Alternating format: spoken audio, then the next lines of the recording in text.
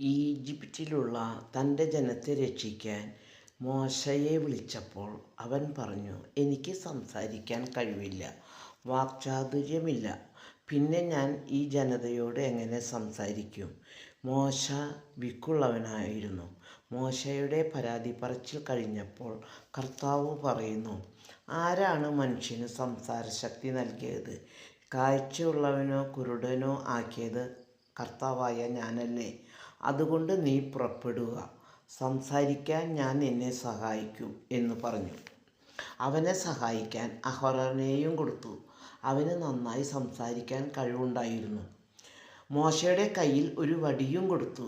ഈ വടി നിനക്ക് ഉപകാരപ്രദമാകും, അത്ഭുതം പ്രവർത്തിക്കും എന്നുകൂടി കർത്താവ് പറഞ്ഞു. നമുക്കും കുറവിലേക്ക് നാം നോക്കരുത്. കുറവ് തന്നവൻ അത് നിറവുകളാക്കാൻ കഴിയും.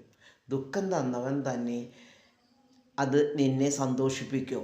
ഏത് അവസ്ഥയിലാണോ നീ, ആ അവസ്ഥയെ മാറ്റിമറിക്കാൻ അവിടത്തേക്ക് ഒരു നിമിഷം മതി. നമുക്ക് മോശയെപ്പോലെ കർത്താവ് ഒരു വടി തന്നിട്ടുണ്ട്. അത് എന്താണെന്നോ? വിശ്വാസം എന്ന വടി. അത് എടുത്ത് നാം ഉപയോഗിക്കുക. ആമേൻ.